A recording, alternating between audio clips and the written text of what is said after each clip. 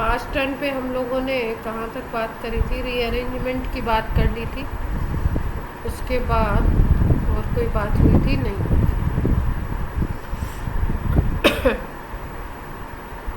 अब देखो, last class में हमने एक स्ट्रिफिकेशन का मैकेनिज़्म किया था। स्ट्रिफिकेशन, उससे फिनाइल एस्टर बनाए थे, और फिनाइल एस्टर भी जो हमने बनाए थे वो कौन कौन से दो सब्सटेंसेस को यूज़ किया था फिनॉल के साथ। एक तो हमने यूज़ किया था एसिटाइल क्लोराइड को, CH3COCl को।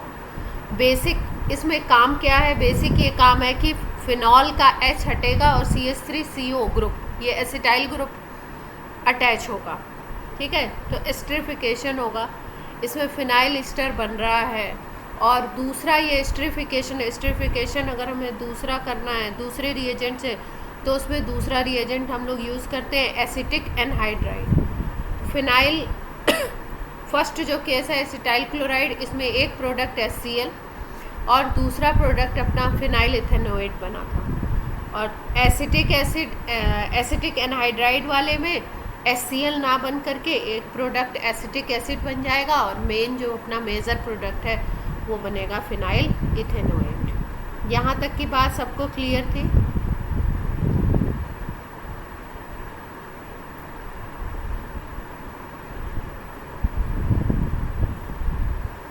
यस और नो? उसके बाद एक रीअरेंजमेंट की बात की गई थी। इसमें फिनाइल एस्टर को हम लोग एनहाइड्रस AlCl3 और कार्बन डाइसल्फाइड मीडियम में अगर ट्रीट करते हैं तो इसमें रीअरेंजमेंट हो जाता है मॉलिक्यूल में। अब रीअरेंजमेंट में होगा क्या? यहाँ पे COCH3 है तो यहाँ पे OH बन जाएगा, और ये COCH3 ऑर्थो और पैरा दो पोजीशंस पे लग जाता है, तो इसको हम बोलते हैं फ्राइज रीअरेंजमेंट। और इस कंपाउंड को बोलते हैं, आपका कीटोन का डेरिवेटिव हो जाता है, इसलिए इसके नाम में आता है ओन, और para hydroxy ortho hydroxy acetophenone बनेगा। अब आगे जो हम लोग बात कर रहे हैं वो आगे हम लोग बात कर रहे हैं रिएक्शन की। इसको हम बोलते हैं बेंजोइलेशन रिएक्शन। तो बेंजोइलेशन में क्या होगा इसकी बात कर लेते हैं। इसके बाद तो हमारे जितने भी हैं वो इलेक्ट्रोफिलिक सब्स्टिट्यूशन है, तो वो सिंपल है, मतलब जैसा हमने क्लोरोबेंजीन में जिस टाइप का पढ़ा था उस टाइप की। तो बेंजोइलेशन क्या है देखते हैं, कौन सा ग्रुप इंट्रोड्यूस होगा। कोई भी अगर रिएक्शन है तो उसमें कौन सा ग्रुप इंट्रोड्यूस हो रहा है, किसकी प्रेजेंस में हो रहा है, इसकी बात, ये चीज़ें हमें ध्यान रखनी है। तो फिनॉल का रिएक्शन करवाते हैं।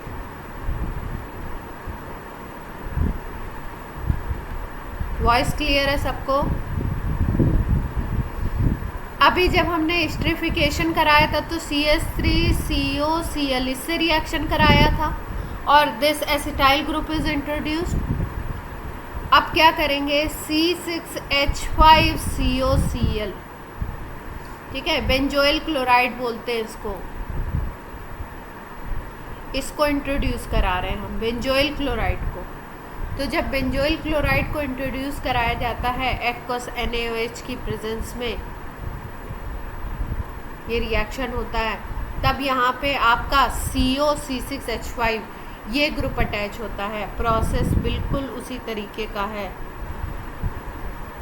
यहाँ से O- बनेगा, यहाँ H+ रिलीज होगा, और फिर उसके बाद यहाँ पे COCl वाले पे Cl- अलग हो जाएगा, और ये CO ग्रुप ये वाला पूरा आकर के इस पे अटैच हो जाएगा।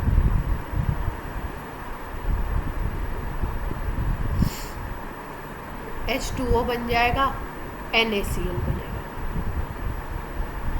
ये भी एक एस्टर है, इसको हम बोलते हैं फिनाइल बेंजोएट।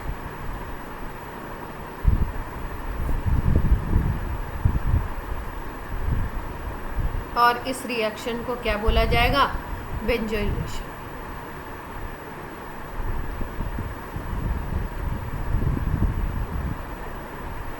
अब C6H5COCl को हमने इंट्रोड्यूस करा दिया, और एस्टरिफिकेशन जैसा ही रिएक्शन है, बस CH3 की जगह C6H5 आपने इंट्रोड्यूस कराया है और एक्वस NaOH की प्रेजेंस में रिएक्शन कराया है। इसको बेंजोलेशन बोलते हैं। सिंपल रिएक्शन है बिल्कुल। अब देखो नेक्स्ट रिएक्शन है। रिएक्शन पे अगर हम लोग कराते हैं ग्रिग्नार्ड रिएजेंट से, तो आपको पता है ग्रिग्नार्ड रिएजेंट क्या होता है। ग्रिग्नार्ड रिएजेंट आपका होता है RMgX, R alkyl, Mg magnesium, X हो गया आपका कोई भी हेलोजन ले लीजिए। सपोज आप फिनॉल की रिएक्शन करा दो, यहाँ पे ले लेते हैं C2H5 ले लिया और MgBr ले लिया, ठीक है। इसकी जब रिएक्शन कराएंगे तो ये वाला जो पार्ट होता है ये एल्केन बना लेता है, ये पार्ट एल्केन बनाएगा और बाकी ये जो पार्ट है ये इससे अटैच हो जाएगा। कैसे? ये बनाता है C2H6, इथेन बन जाता है और यहाँ पे बन जाएगा MgC6H5OI, Br है तो Br। मतलब होना क्या है, ये जो ग्रुप है फिनॉक्साइड ग्रुप है, उसके साथ मैग्नीशियम और ब्रोमीन अटैच होंगे और ये H जो यहाँ से रिप्लेस हुआ है वो C2H6 बना लेगा, इथेन बना लेगा। अब इसी में अगर आप CH3 वाला ले लेते तो कौन सा एल्केन बन जाता हमारा। जैसे आप CH3MgI ले लो तो कौन सा एल्केन बनेगा, मीथेन बन जाएगा CH4 और बाकी रिएक्शन वैसे।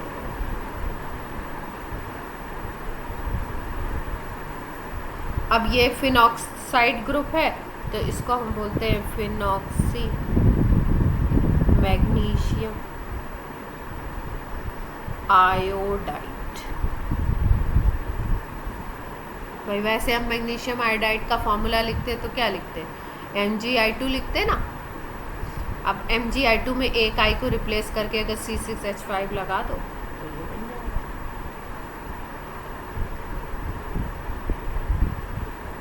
क्लियर है? सिंपल।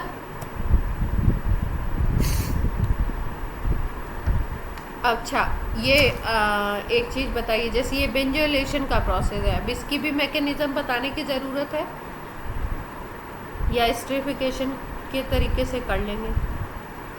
ज़रूरत है तो बता दो। मैकेनिज्म इसलिए बताई जा रही है आपको क्योंकि बीच बीच में से क्या होता है, मैकेनिज्म से क्वेश्चन कभी कभी बना देते हैं, कौन सा आयन बन रहा है तो पूरा, क्योंकि ओवरऑल में कई बार जैसा रिएक्शन दिखता है वैसा मैकेनिज्म नहीं होता। जुड़ने के बाद आपको पता नहीं लगता कि कौन सा ग्रुप अटैच हुआ। तो देखो होना क्या है, आपका फिनॉल लिया आपने,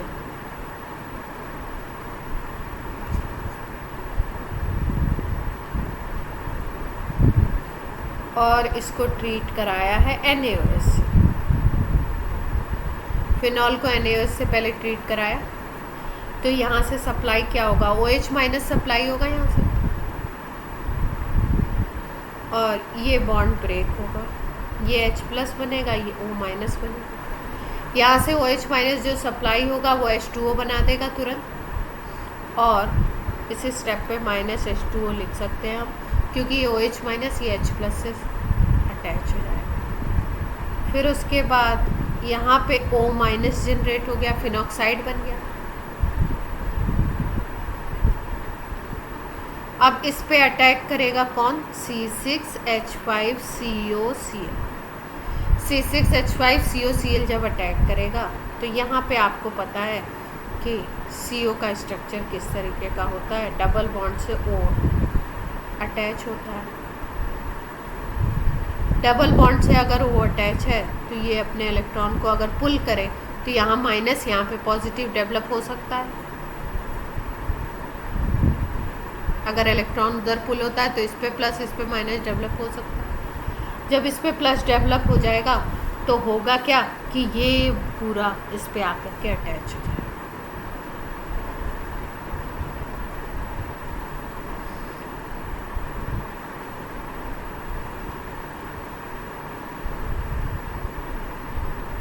क्लियर है बात?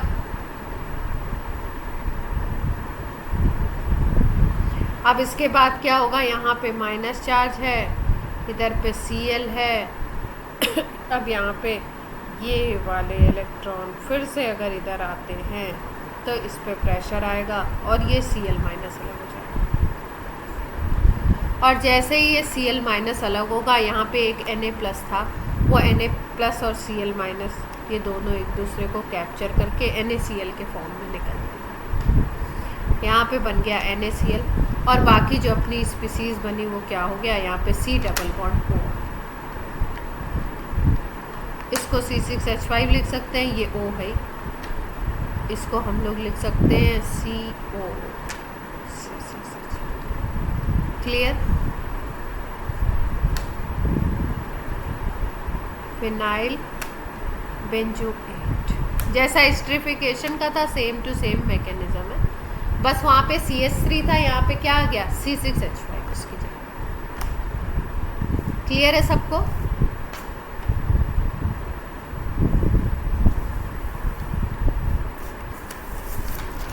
करना क्या है, NaOH का अटैक कराना है, फिनॉक्साइड बनाना है।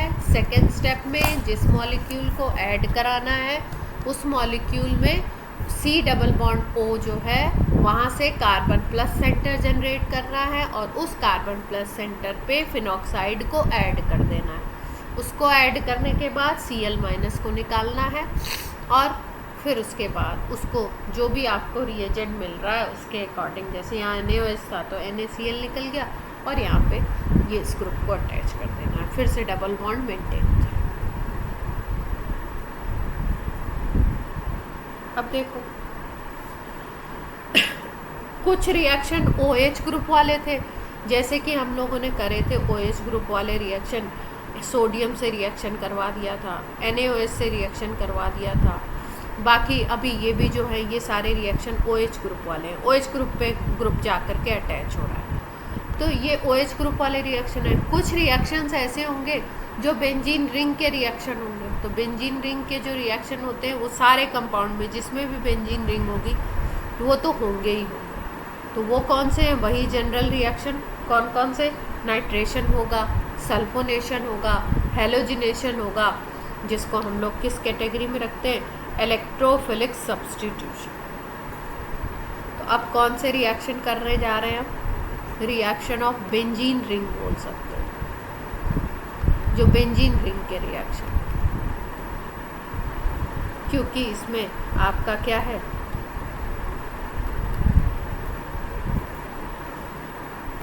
इलेक्ट्रोफिलिक सब्स्टिट्यूशन हो सकता है जहाँ पे भी बेंजीन रिंग है इसमें। तो इसमें सबसे पहला अगर हम रिएक्शन करें तो हम बोल सकते हैं हेलोजिनेशन कर लेते हैं। हेलोजिनेशन कैसे होगा, ये OH ग्रुप है, फिनॉल, हेलोजन को अटैच कराओगे। जब हेलोजन को अटैच कराओगे आप तो क्या होगा, यहाँ OH ortho para directing group होता है। तो दो तरीके के मिलेंगे हमको प्रोडक्ट, एक Cl आपका ऑर्थो पे लगेगा और दूसरा Cl किस पे लगेगा, पैरा पे लग जाएगा।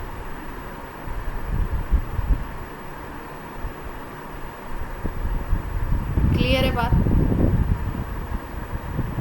अच्छा, इस रिएक्शन में इलेक्ट्रोफाइल कौन सा है,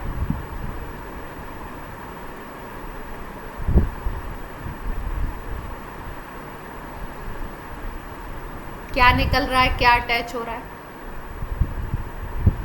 कोई बताना चाहेगा?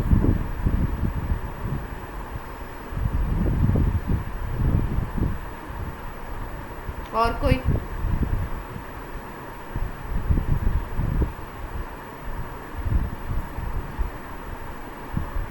इलेक्ट्रोफाइल कौन सा है हेलोजिनेशन में, ये पूछ रही हूँ बस।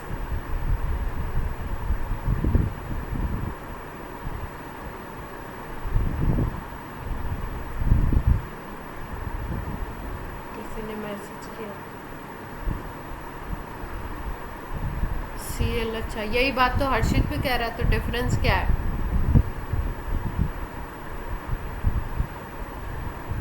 कौन बताएगा? आयुष, अनुकृति, इस रिएक्शन में इलेक्ट्रोफाइल कौन सा है?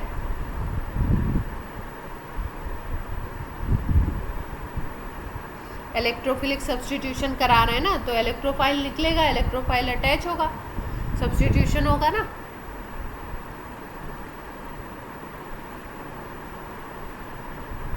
प्रियांजल,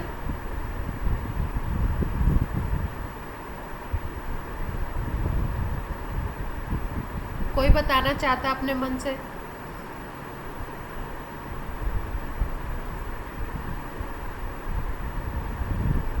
देखो, आपका आंसर ठीक है लेकिन गलत है, मतलब गलत है, ठीक नहीं है। देखो, इलेक्ट्रोफिलिक सब्स्टिट्यूशन हो रहा है तो कौन सी स्पीसीज निकल रही है? आप हाइड्रोजन और Cl ऐसे नहीं बोल सकते। H+ यहाँ से बाहर जा रहा है और कौन अंदर आ रहा है? Cl+। हाइड्रोजन आयन आपका आउट हो रहा है और Cl का क्या हो रहा है? इंट्रोडक्शन हो रहा है। इसको बोलते हैं क्लोरोनियम आयन। क्लियर हुई बात? ठीक है, H और Cl नहीं बोलना था, क्या बोलना था? H और Cl से कुछ, हाँ, कुछ स्पेसिफाई ही नहीं हो रहा है कि किस स्पीसीज की आप बात कर रहे हो। हम लोग बात कर रहे हैं किसकी? इलेक्ट्रोफाइल की। तो इलेक्ट्रोफाइल यहाँ पे कौन सा जनरेट होगा? यहाँ से बनेगा Cl+, वो अटैक करेगा और यहाँ से H+ निकलेगा और आपका क्या, इस सेंटर से, इससे भी नहीं, इस सेंटर से H+ निकलेगा और H+ बाहर और Cl+। क्लियर?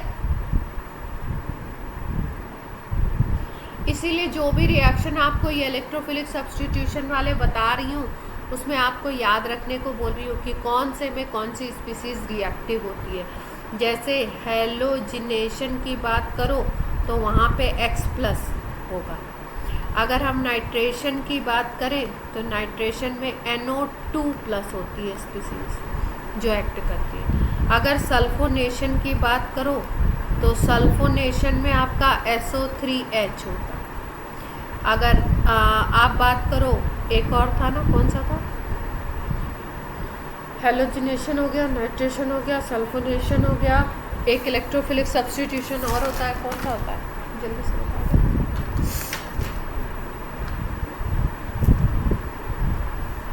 तो इनमें कौन सी स्पीसीज आपकी इलेक्ट्रोफाइल की तरह काम कर रही है वो भी हमें मालूम होना चाहिए, नहीं तो क्या होगा? ये बहुत मतलब बेसिक वाली चीज़ है, ये नहीं पता है तो आगे अपनी ट्रेन नहीं बढ़ पाए। अब इलेक्ट्रोफिलिक सब्स्टिट्यूशन में OH ग्रुप जो होता है, जैसे आपको अगर बोल दिया जाए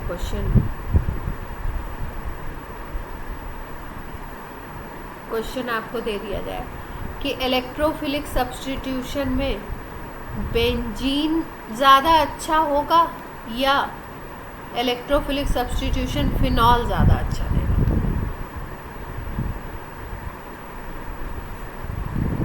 मोर और बेटर इलेक्ट्रोफिलिक सब्स्टिट्यूशन, ES लिखते हैं।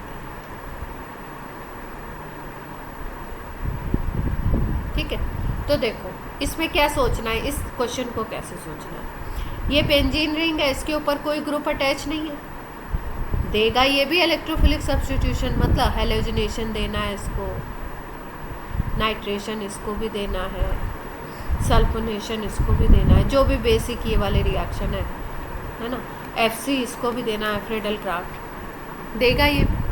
लेकिन अगर इसकी बात करो, फिनॉल की बात कर लो, तो फिनॉल में क्या होगा कि ये जो OH ग्रुप होता है ना, OH ग्रुप को हमने कैटेगराइज किया था, एक दिन आपको बताया था, ring activating and ring deactivating. तो ये OH ग्रुप एक्टिवेटिंग ग्रुप होता है। एक्टिवेटिंग का मतलब ये इलेक्ट्रोफिलिक सब्स्टिट्यूशन के लिए एक्टिवेट करेगा रिंग को। तो एक्टिवेटिंग ग्रुप अगर आपने अटैच करा दिया तो ये इलेक्ट्रोफिलिक सब्स्टिट्यूशन की टेंडेंसी को और बढ़ाएगा, टेंडेंसी इसमें इंक्रीज हो जाएगी। और अगर टेंडेंसी इंक्रीज होगी मतलब अगर कंपेयर हम करें तो कौन सा ज़्यादा देगा, फिनॉल। बेंजीन देंगे दोनों, टेंडेंसी इसमें ज़्यादा। Clear?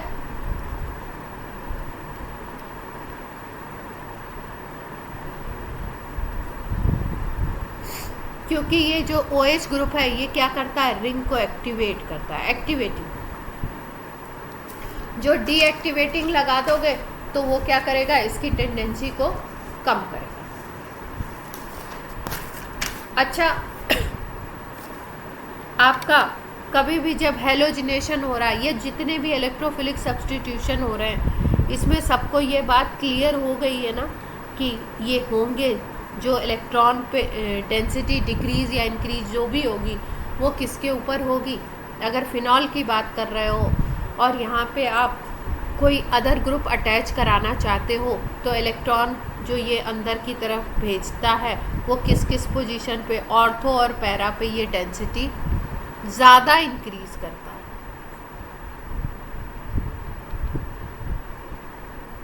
In comparison to Meta, बाहर से इलेक्ट्रॉन आ रहे हैं तो पूरी रिंग पे ही इंक्रीज होता है, लेकिन मेटा पे बहुत कम होता है, ऑर्थो और पैरा पे बहुत ज़्यादा होता है। इसीलिए जो प्रोडक्ट बनते हैं वो हम लोग कौन से बनाते हैं, ortho and para in case of phenol. और इसको हम लोग वैसे भी बोलते हैं कि ये ऑर्थो पैरा डायरेक्टिंग ग्रुप है। क्यों? क्योंकि यहाँ इलेक्ट्रॉन डेंसिटी आएगी, यहाँ इलेक्ट्रॉन डेंसिटी आएगी, यहाँ आएगी, तो जहाँ जहाँ पे इलेक्ट्रॉन डेंसिटी होगी वहीं वहीं पे E+ अटैक करेगा इलेक्ट्रोफाइल। क्लियर? यहाँ पे कर सकता है, यहाँ पे कर सकता है और यहाँ पे कर सकता है। क्यों? क्योंकि नेगेटिव चार्ज यहाँ पे आएगा, यहाँ पे आएगा। ये बात सबको क्लियर है दिमाग में?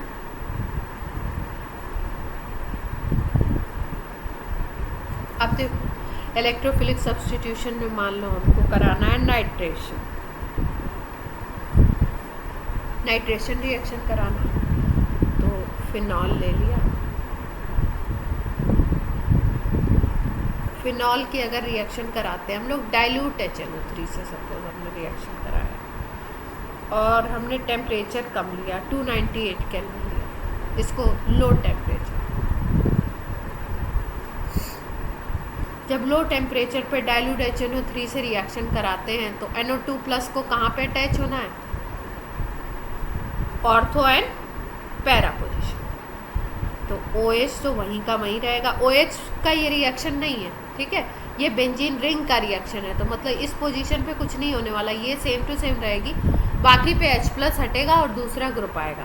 तो नाइट्रेशन में हमें पता है कि NO2 आता है, तो एक बार NO2 यहाँ पे आ जाएगा और एक बार NO2 कहाँ पे आएगा, पैरा पे आ जाएगा। ये NO2 आ गया इस पे और ये आ गया NO2 इस पे, इसको हम लोग बोलते हैं ऑर्थोनाइट्रोफिनॉल। और ये हो गया पैरानाइट्रो।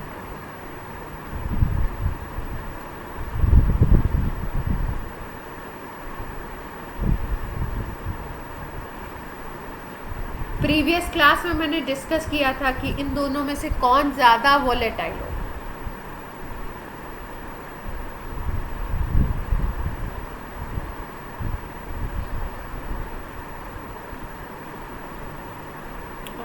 क्यों?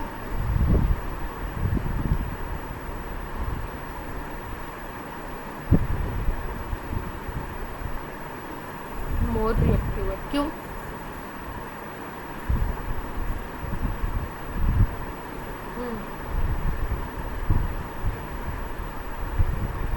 और कोई बताना चाहता है? यही रीज़न बताया था।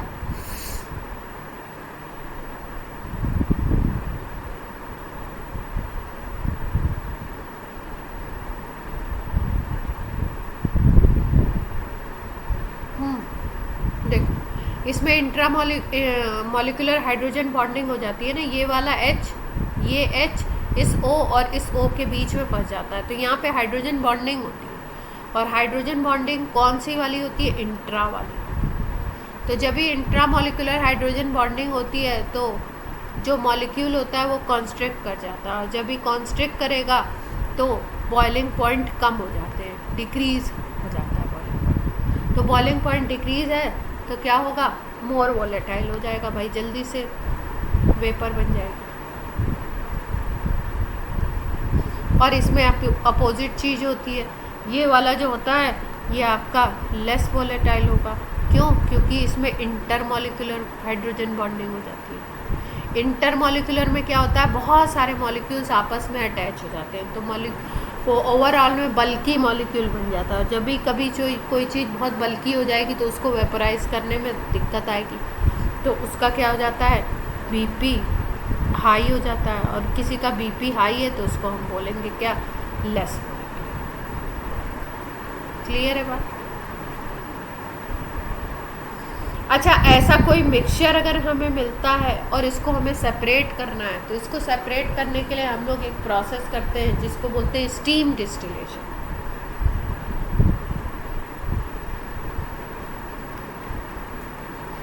पूछा जाए इन दोनों को सेपरेट करना है तो किस प्रोसेस से करोगे? उसको बोलते हैं स्टीम डिस्टिलेशन। इस प्रोसेस से हम लोग उसको सेपरेट कर देंगे, स्टीम फ्लो करवाएंगे। जो लेस वोलेटाइल होगा वो तो रह जाएगा, और जो मोर वोलेटाइल है वो उसके साथ मिक्स होके उसकी वेपर अलग हो जाएगी, और आप दोनों को सेपरेट कर सकते।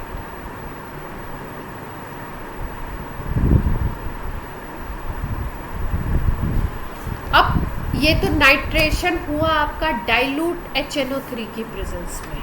अगर हम लोग कॉन्सेंट्रेटेड HNO3 लेते तब क्या होगा? देखो, जब भी कॉन्सेंट्रेटेड HNO3 लेते हैं ना, तो उसके इसमें NO2 प्लस खूब सारे जनरेट हो जाते। कॉन्सेंट्रेटेड ले लिया तो NO2 प्लस हाई अमाउंट हो जाता है इसका, और ये हाई हो जाता है इसका कॉन्सेंट्रेशन। तो होता क्या है कि अभी हमने देखा कि एक प्रोडक्ट ऐसा बना जिस पे ऑर्थो पे अटैच हुआ, दूसरा प्रोडक्ट ऐसा बना जिस पे पैरा पे अटैच हुआ। लेकिन जब कॉन्सेंट्रेटेड HNO3 करते हैं तो इस केस में हम देखते क्या हैं कि सारी जो पोजीशन है वो ऑक्यूपाई हो जाती है इसके थ्रू, NO2 के थ्रू। मतलब यहाँ पे भी अटैच हो जाएगा, ये वाले ऑर्थो पे भी अटैच हो जाएगा, और इस पैरा पे भी अटैच हो जाएगा। इस कंपाउंड को हम बोलते हैं 2, 4, 6। अगर इसको 1 पोजीशन लो तो ये 2 हो गई, ये 4 हो गई, ये 6 हो गई। 2, 4, 6 ट्राई नाइट्रो फिनॉल। और अगर इसको कमर्शियल नेम बोले इसका, तो इसका कमर्शियल नेम होता है picric acid, TNP। 2,4,6 try nitrophenol का कमर्शियल नेम क्या है? Picric acid. क्लियर है बात?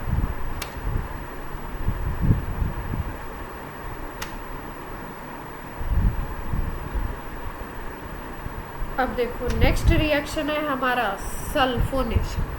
तो नाइट्रेशन कितने तरीके से किया गया? मतलब NO2 प्लस को 2 तरीके से इंट्रोड्यूस करा सकते हो।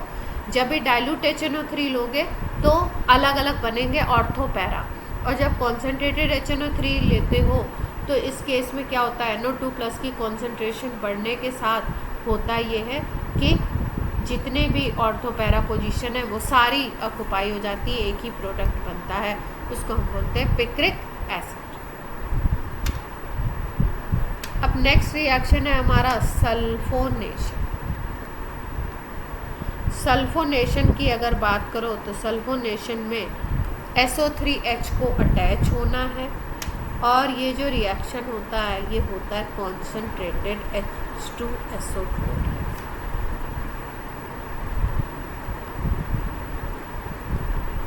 कॉन्सेंट्रेटेड H2SO4 लेना है इसमें। अच्छा, इसमें भी 2 तरीके से रिएक्शन होता है, इसका पैटर्न थोड़ा सा चेंज है नॉर्मल सल्फोनेशन से। अगर हम लोग लो टेम्परेचर ले लें, जैसे कि मान लो 288 to 298 इतना टेम्परेचर अगर है, इस टेम्परेचर पे अगर कॉन्सेंट्रेटेड H2SO4 से हम ट्रीट करते हैं तो प्रोडक्ट हमें, मेजर प्रोडक्ट हमें ऑर्थो देखने को मिलता है, मतलब ये बनता है, ऑर्थो बनता है, नॉट मेजर, यही बनता है। और अगर टेम्परेचर 100 और बढ़ा दो आप, मतलब 398 कर दो, इतना कर दो, या 373 तक कर लो, तो कॉन्सेंट्रेटेड H2SO4 से जब ट्रीट करोगे आप, तो यहाँ पे प्रोडक्ट सीधे बन जाता है पैक।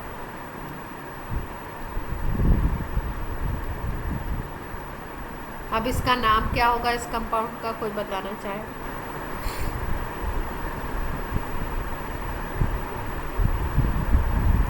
देखो ये जो SO3H ग्रुप है, ये सबसे सीनियर मोस्ट ग्रुप है, तो इसको पेन ग्रुप मानेंगे हम लोग। और इसकी बेसिस पे अगर ये है कंपाउंड, केवल OH नहीं है, तो इसको हम बोलते हैं बेंजीन सल्फोनिक एसिड। अब इसको 1 पोजीशन अगर आपने ले लिया तो 2 पे हाइड्रोक्सी अटैच है, तो इसको हम बोल सकते हैं 2 हाइड्रोक्सी बेंजीन सल्फोनिक एसिड। और अगर आपका यहाँ पे हम बोले इसको 1 पोजीशन लो, तो 2 3 4 हो गई, तो 4 हाइड्रोक्सी, या पैरा भी बोल सकते हो, ऑर्थो पैरा भी बोल सकते हो।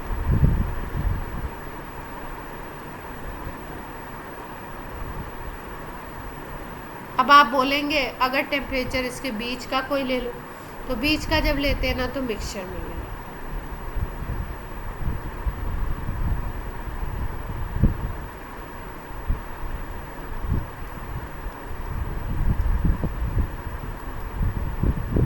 ये सल्फोनेशन है इसका।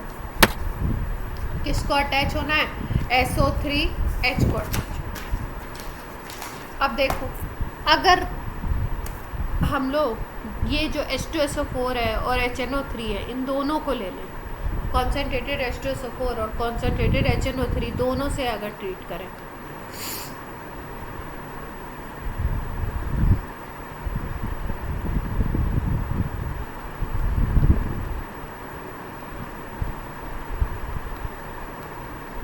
दोनों आपने कॉन्सेंट्रेटेड एसिड ले ली, दोनों से अगर ट्रीट कर दो, तो रिएक्शन देखो क्या होता है।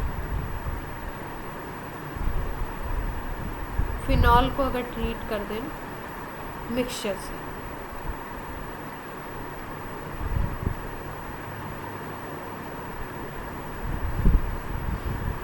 तो होता क्या है, ये NO2 ग्रुप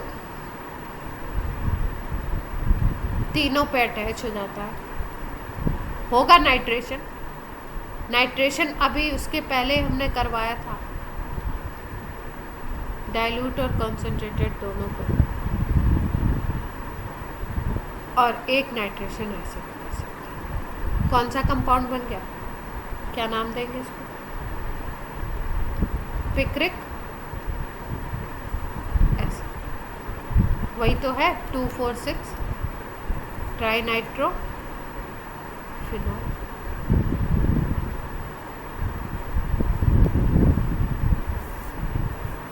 ठीक है जी।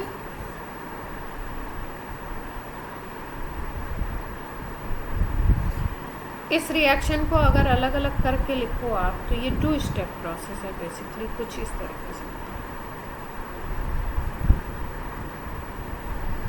जब फिनॉल का ट्रीटमेंट होगा, पहले कॉन्सेंट्रेटेड H2SO4 के साथ, जब उससे ट्रीट करोगे तो एक बार ऑर्थो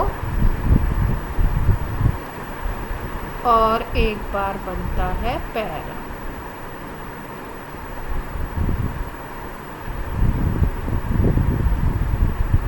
लेकिन जब कॉन्सेंट्रेटेड HNO3 भी ले लेते हो, ये पोजीशंस आपकी रिप्लेस हो जाती हैं, और यहाँ पे क्या बन जाता है? Picric acid.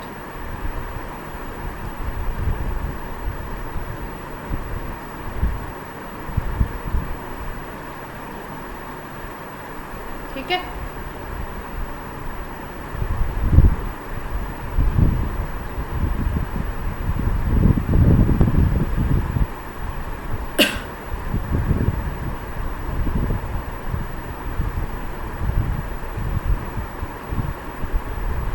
अच्छा देखो, हेलोजिनेशन हमने करा था। हेलोजिनेशन में हम लोग ब्रोमिनेशन करते हैं। ब्रोमिनेशन में देखते हैं क्या कुछ स्पेशलिटी है तो क्या है। ब्रोमिनेशन करना है, इसमें ब्रोमीन लेना। ये Br+ का क्या नाम है?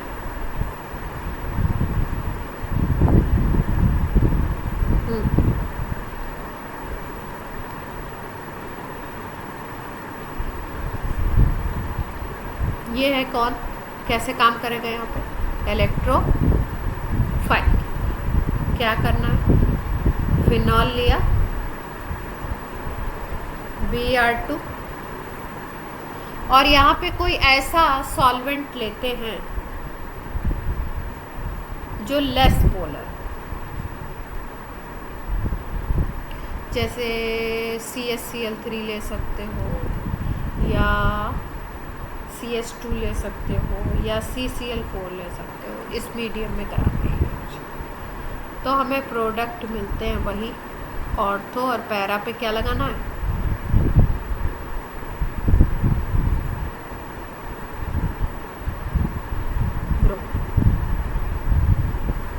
अच्छा, होता क्या है इस केस में, ये माइनर है और ये वाला प्रोडक्ट है मेजर। क्या रीज़न हो सकता है इसका?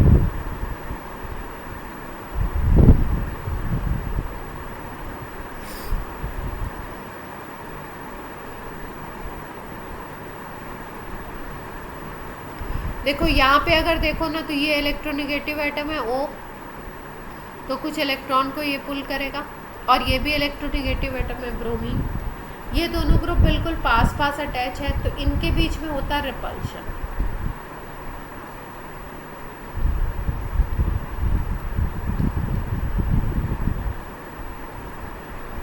इसी वजह से क्या होता है, OH और Br के बीच में रिपल्शन है, इसी वजह से यहाँ पे ये माइनर प्रोडक्ट हो जाता है, और ये कौन सा होता है? मेजर। यहाँ पे इतने दूर दूर है कि कोई रिपल्शन तो।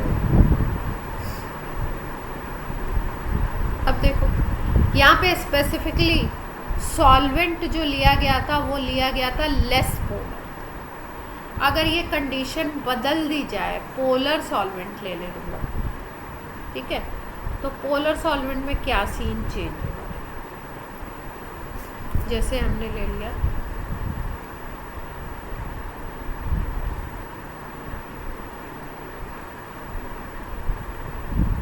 यही रिएक्शन करा रहे हैं पोलर सॉल्वेंट। तो पोलर जैसे ही बात होती है, सबसे अच्छा हमारे दिमाग में क्या आता है? वाटर है सबसे अच्छा पोलर सॉल्वेंट। डाइलेक्ट्रिक कांस्टेंट बहुत अच्छा होता है। तो क्या करें? फिनॉल ले लें, Br2 ब्रोमिनेशन कराना है, वाटर की प्रेजेंस में करा रहे हैं। तो ये अच्छा खासा आपका क्या है? अच्छा खासा पोलर सॉल्वेंट है। तो पोलर सॉल्वेंट का काम क्या होता है? इस Br को सेपरेट करना, Br2 को ब्रेक करके Br को सेपरेट करना, Br+ जनरेट करवाना। तो अब जब पोलर सॉल्वेंट ले लिया जाता है तो सिचुएशन क्या बनती है कि पोलर सॉल्वेंट बहुत इस बॉन्ड को बहुत जल्दी तोड़ता है, और Br+ बहुत सारे जनरेट करता है। Br+ अच्छा जनरेट कैसे होगा? ये Br हैं आपके, अगर ये इलेक्ट्रॉन पेयर लेकर के ये अलग हो जाए और ये बन जाए क्या, ये Br+ जनरेट हो जाए और ये Br-। तो ये Br+ आपका क्या होता है? इसमें अटैकिंग स्पीसीज होता है।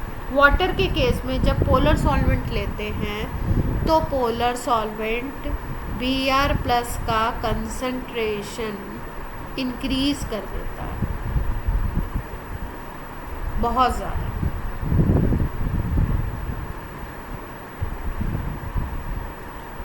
तो होता क्या है, Br का कंसंट्रेशन जैसे ही बहुत ज़्यादा इंक्रीज़ हो गया, जैसे अभी प्रीवियस एक रिएक्शन हमने पढ़ा था नाइट्रेशन, उसमें NO2 सारे पे लग गया था ना, और तो पैरा सारे कवर कर लिया था, तो पिक्रिक एसिड बना था। वैसे ही यहाँ पे बन जाता है। तो यहाँ पे भी Br आ जाएगा, यहाँ पे भी Br आ जाएगा, और यहाँ पे भी Br आ जाएगा। अब इसका नाम क्या देंगे? 2,4,6 ट्राइब्रोमोफिनॉल देंगे। और ये जो कंपाउंड है, ये इसकी स्पेशलिटी क्या होती है, ये कंपाउंड आपका बनता है इसका वाइट पीपीटी।